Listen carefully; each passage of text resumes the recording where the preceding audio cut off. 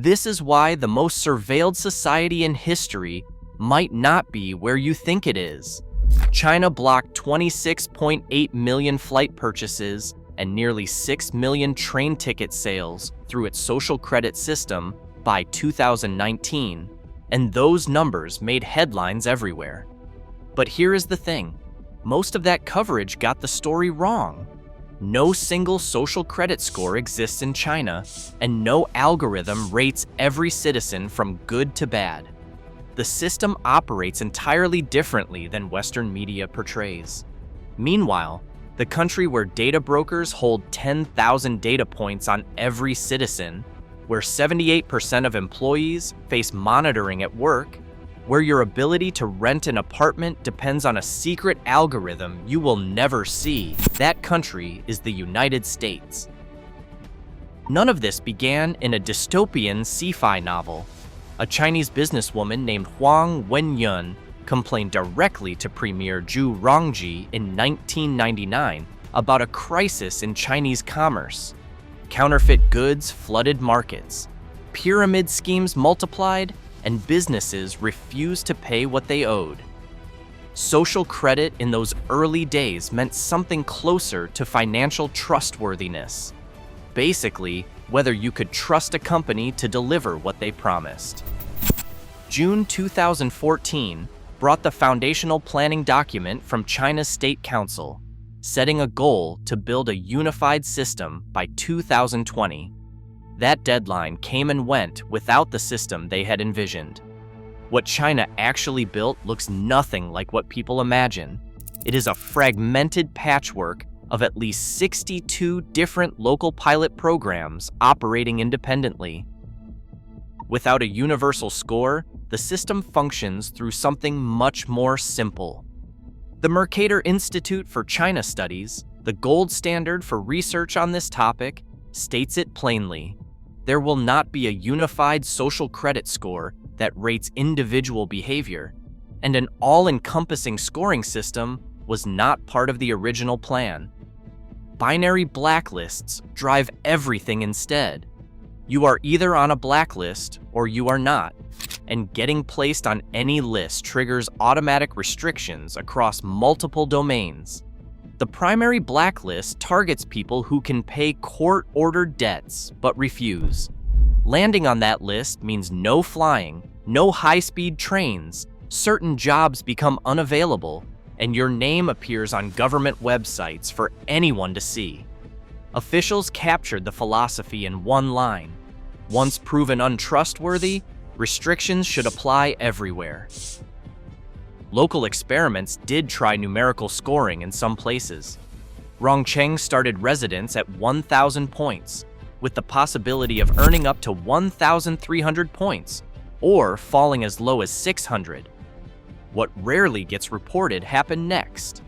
China's central government cracked down in 2019, ordering that point systems could only offer rewards and not punishments. When German journalists visited Rongcheng in 2024, they found that no one cared anymore about collecting points. People who made international headlines need their stories told with proper context. Liu Hu, named one of Reporters Without Borders' 100 news heroes in 2014, stands as the most cited example. Western coverage implies he landed on the blacklist for criticizing the government, but the actual reason looks different. He wired a court-ordered payment of about 9,000 yuan to the wrong account, corrected it immediately, and then the judge demanded more. His words capture what living under that system feels like. You feel you are being controlled by the list all the time. 9.59 million people landed on the judgment defaulter blacklist between 2013 and 2020, and here is what coverage usually leaves out. Approximately 7.51 million of them, nearly half, fulfilled their obligations and got removed. Roughly 700 million cameras operate across China, though that figure includes private cameras and government ones. The program called Skynet launched in 2005 to cover urban areas, while Sharp Eyes started in 2015 with citizens watching live surveillance feeds through their cable boxes and reporting suspicious activity.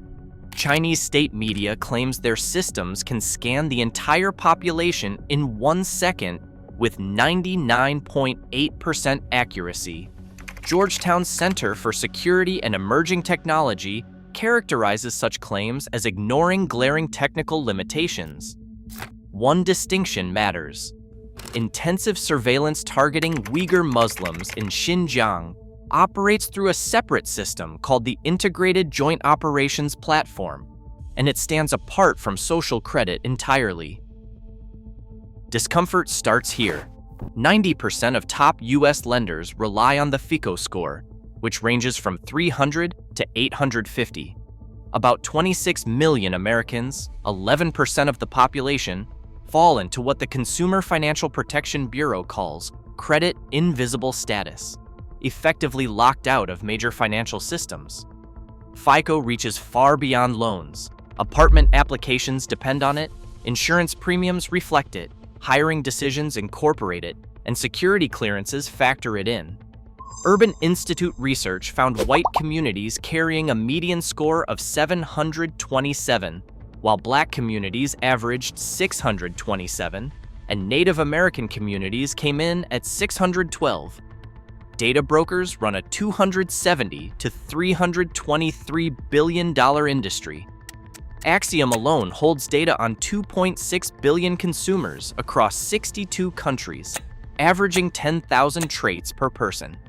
Financial records, health information, political affiliations, online behavior, location tracking, everything feeds into these databases. Acxiom has acknowledged that 30% of their data may contain inaccuracies, and no comprehensive federal regulation forces them to fix any of it. Workplace monitoring. Exploded during COVID and never retreated. Today, 78% of employers deploy monitoring software, which means 80% of American employees face surveillance at work. Keystrokes get logged, screenshots get captured, emails get read, and locations get tracked. Studies show 56 to 59% of monitored employees report stress and anxiety from this watching. Housing presents its own surveillance problem. Up to 90% of landlords rely on tenant screening powered by artificial intelligence, and a lawsuit against Safe Rent alleged its algorithm assigns disproportionately lower scores to Black and Hispanic applicants. Only 3% of renters could identify which company evaluated them. Airbnb operates what Vice reported as secret trustworthy scores on users. A company patent reveals they track false profiles, drug involvement, and crime involvement, and user profiles can stretch to 400 pages in length. American watch lists have grown substantially. The terrorist screening database held 1.1 million individuals as of August 2024, nearly double what it contained 6 years earlier. 8 fusion centers operate across the United States at an estimated cost of $1.4 billion. And when a 2012 Senate report reviewed 386 of their intelligence reports, nearly 300 showed no connection to terrorism at all. Clearview. AI scraped between 20 and 60 billion facial images from the internet without permission. European regulators have fined Clearview roughly 100 million euros.